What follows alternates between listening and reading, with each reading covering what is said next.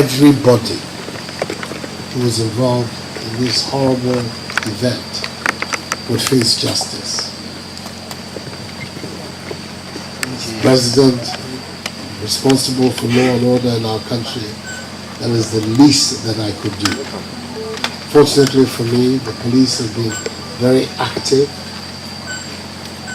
I think as I speak, at least 40 people have now been remanded. Nevertheless, we have to do something to show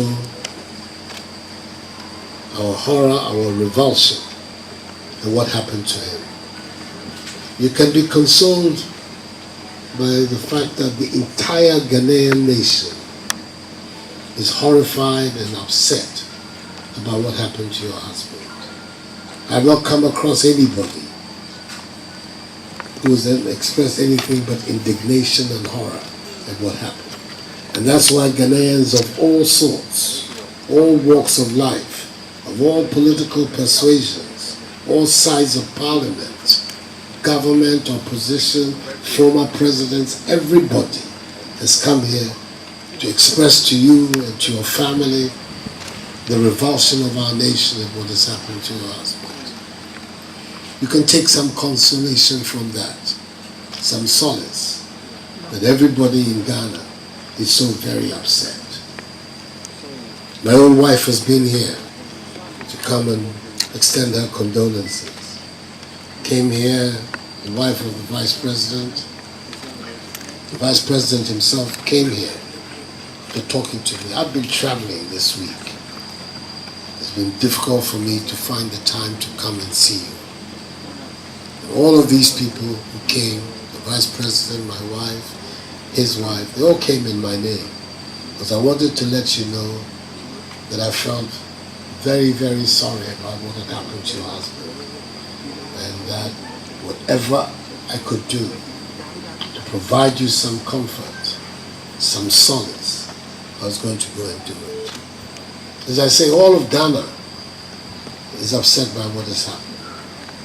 And it meant that me, who's the leader of the country today, I have to come here and stand in the shoes of the nation to let you know how very, very, very sorry we are at what has happened to your husband. But in death he has become a hero. The manner of his dying, the fact that he, a soldier who was armed, refused to use his weapon to attack those who wanted to kill him, but kept trying to explain himself to them. He has become a big national hero. So that's something else that can console you. You married a man of great dignity. It says it's in your going that tells you the nature of the man. And in his going, he has become a hero in our nation. So, some of the things that we can do to express to you our solidarity, our sympathy, our very deep sympathy. I've decided that on Friday, your husband be given a full state burial.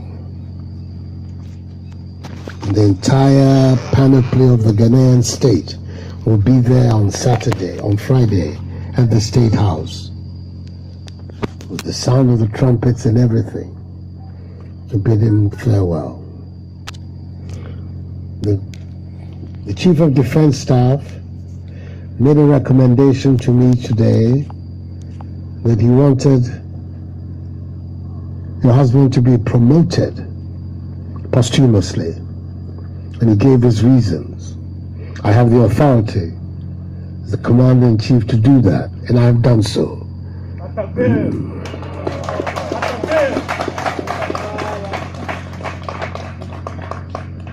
Promoted him to the rank of Major. I've signed the papers and the certificate. I believe it's even here. I'm going to present it to you.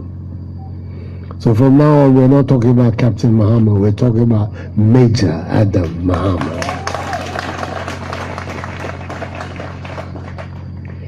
And at the meeting of the cabinet that I've just come from, the cabinet agreed that we should also erect a monument, an appropriate and suitable monument in his honor in Ghana, so that his memory will stay.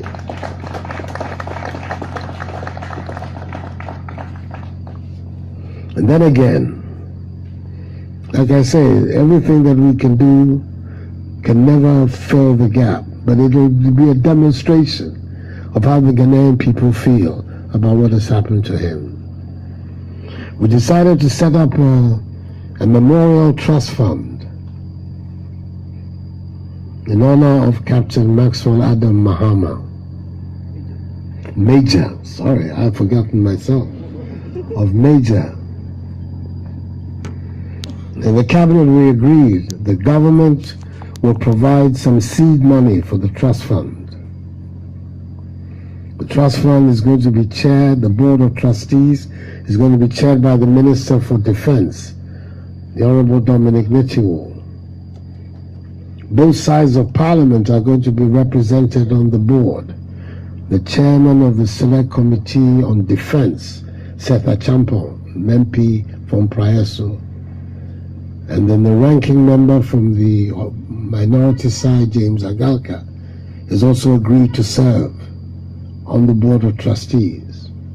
And then the Tumukuro, Richard Bambini, he's also a member of the board of trustees. And the other person is Grace Bidiako, who was the former government statistician. She's also agreed to serve. All of these, when I asked them today, they were honored. They thought it was the least they could do to agree to serve on as members of the Board of Trustees of the Memorial Trust Fund. Government has decided to give 500,000 cedis as seed money to the trust fund. Look after you and your children. I myself have given a modest amount of 50,000 cedis as my personal contribution to that. So these are some of the things that are within my authority, are within our powers to do. And we're doing it because we want to express to you our solidarity with you and your children and your family, and to let you know how outraged and revolted we are by the manner of his death. I'm not a vindictive man. I'm not going to say that whatever. But all those who did what they did to him, they will face justice and face their Almighty God. No two ways about it. So I came this evening from the cabinet, and I came with some of the senior members of my government, all of them coming with me to demonstrate to you and your family and the Pensura and its elders from Boli how we feel about what has happened. Yawa Safama, the senior minister, is here. Minister of Finance, Ken Oforiatta, is here. Minister of Interior, Ambrose Derry, is here. Minister for Gender and Children and Social Protection, who's like an aunt to your husband, he's also here. Otiko Afisa Jaba. The Minister for Lands and Natural Resources, the man battling the Galamsey people, he's here too. John Peter Amewu. Professor Kwabena Frimpong Boateng, famous heart surgeon, who's a member of my government, is Minister for Environment, he's also here.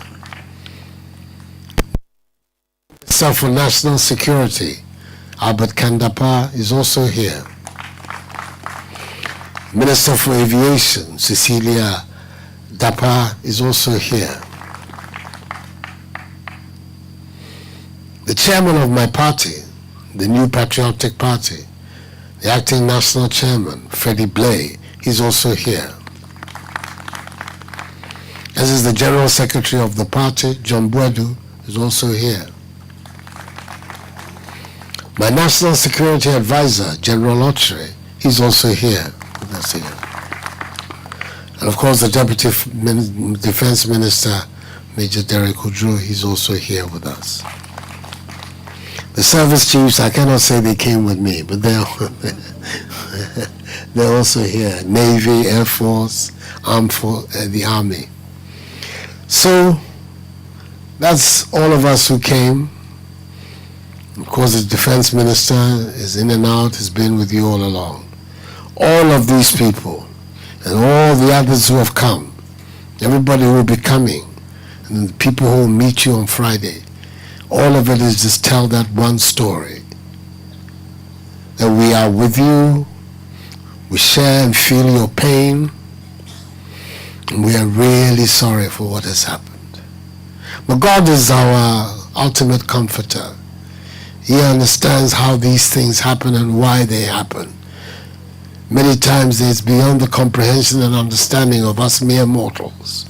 So we give it to Him to be the source of comfort and understanding for us. That's what I'm urging you to do. It'll be hard for you. Marry a nice, handsome young man. Going to have a very good life. You probably end up as a general. And all of that has been cut down, and he's been cut short in his life and left you with little children. There'll be times you find it very, very difficult to understand why it should happen to you. Nice woman. But that is the way of that is the will and the way of the Almighty. You'll have to stand strongly on your faith and accept what has happened to you as destiny and as fate. You can do nothing about it. But at least you live and let your children live with the memory of your gallant husband, that you are married to a fine man. In Ghana, and everybody has appreciated. It should provide you some comfort in the difficult days that are ahead of you. I can end up by saying that for me, anything that I can do, my government can do, to ease things for you and to help you, don't feel shy, don't hesitate.